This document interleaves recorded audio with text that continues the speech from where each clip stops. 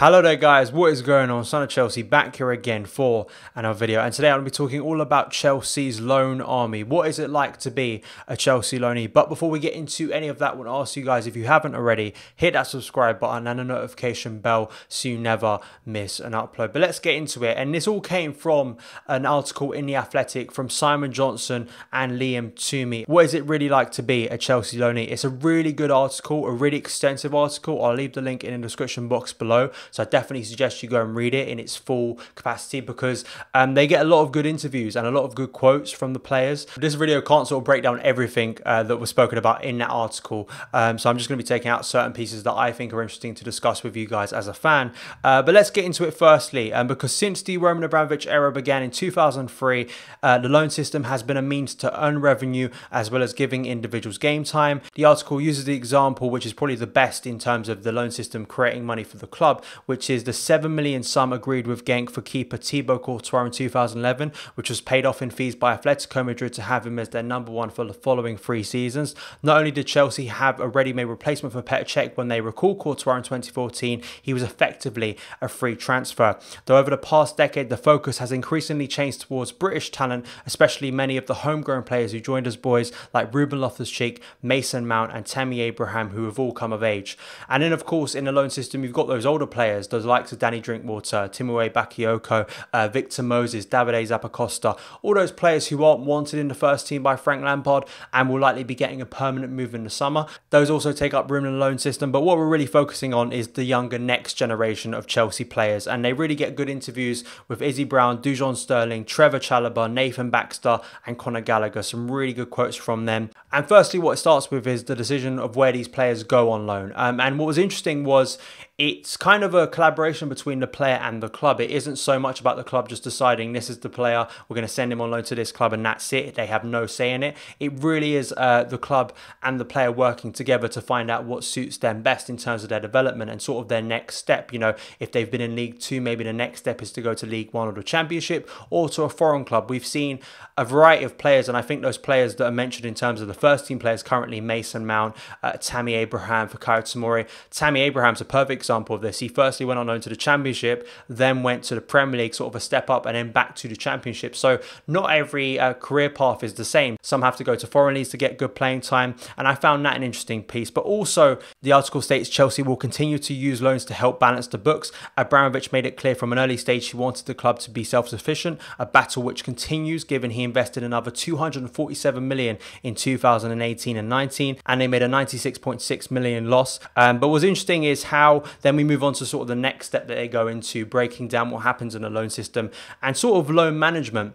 So in the past, it used to be the case you just expect that a loan player would go out on loan and the club wouldn't really think about them for 9 months. That's not the case anymore. A lot of top clubs now have what is called loan managers. I know Arsenal have these and Chelsea also have these as well.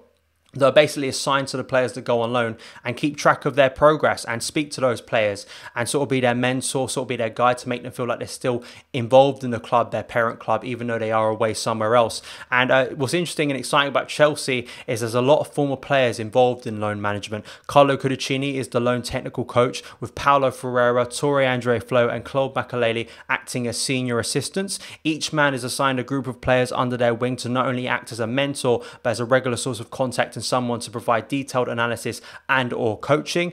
And there's some really good examples in this article about how that works out. So Trevoh Chalobah, of course brother to Nathaniel Chalobah, who used to be a Chelsea player now at Watford, is on loan at Huddersfield this year, and his sort of loan manager is Paulo Ferreira. That's the guy he goes to. And what was interesting was Chalobah recalls a meeting that he had with Paulo Ferreira earlier in the season where they sat down, they spoke about his game, spoke about how he was doing at Huddersfield, and then Ferreira brought out some clips of Jorginho in Chelsea's first team and sort of giving advice to Chalobah of how he can improve his game as a midfielder and sort of adapting to what Jorginho done. And I thought that was really exciting to me because it shows that link up between the first team and the loan players. You know, I think that's a really exciting thing to me, that there is that linked up thought, and the fact that there is advice going on to say to a player like Chalobah who's out on loan at Huddersfield, not much thought of in terms of I think the first team at the moment, but saying to him, if you want to be at the Chelsea level, this is what the current player in your position is doing in Jorginho, and trying to sort of evolve his game there. And I thought that was a really exciting piece of how far sort of analytical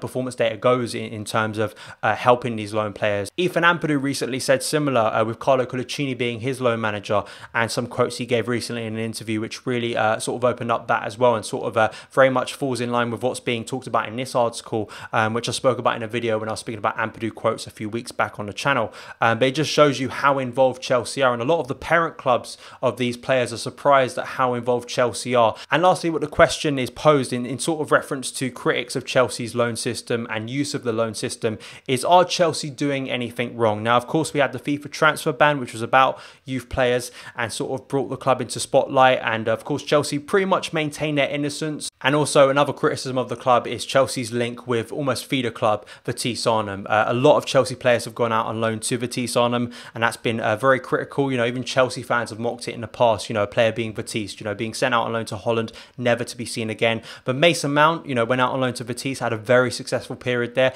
and now is playing for Frank Lampard regularly. So that sort of proves that very wrong right there. And there were some quotes in the article from players who, speaking about Vitesse and that experiment and how Chelsea had that working relationship with Vitesse, not only did players who went there from Chelsea feel welcomed, but also the level of competition they had when they were playing there, the level of football playing against the likes of PSV, Ajax, Feyenoord, you know, it was a higher level than maybe the English Championship, which was good for them, good for their development, and I think shows you a different side of that coin, you know, that a lot of the critics of that system sort of demean that and sort of say it's not very helpful for the players' development.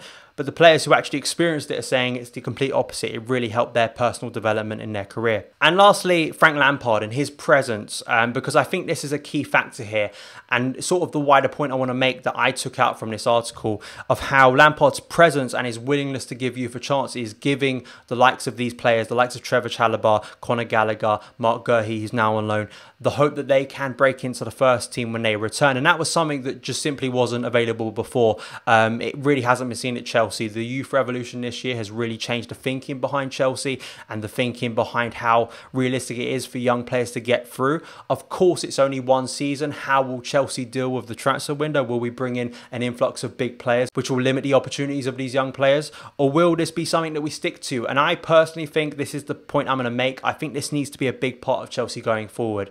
Not only to save the club money. You know, if Chelsea want to be self-sustainable, you need to find a way of saving money. And as we've seen this year with the likes of Tammy Abraham and Mason Mount, it's going to save the club a lot in transfer fees if those players come out to be brilliant long-term solutions to Chelsea in big areas. And I think that's something that needs to be at the focal point of Chelsea. And as we've seen, the loan system has now evolved. Chelsea really do believe they've got quality players that can break into the first team. As I said at the start of the video, I think you really should go and read this article, learn a little bit more about the loan system, how it works, because I think there's probably a lack of knowledge about that. And there were certainly things that I didn't know about it that really enlightened me in this article and really prompted me to make this video. So I hope you guys found it interesting, and I'm really interested to hear your thoughts in the comments below about the loan system, sort of your feelings on it, and also how do you think it will work moving forward, because I think it's not just about Frank Lampard's tenure. We want Frank Lampard's tenure to be a long and successful one, but you also have to think about beyond that. You know, who is going to be the coach beyond that? Maybe a foreign coach comes back in, and can Chelsea keep the culture of young players being promoted? That's going to be the biggest challenge for Chelsea in the coming years, as they also hope to get back to the top of English football. But those are my opinions. That is the video. Thank you guys so much for taking the time to watch it. If you did enjoy it, hit that subscribe button and the notification bell so you never miss an upload. Follow me on Twitter @SonOfChelsea, and I'll see you again.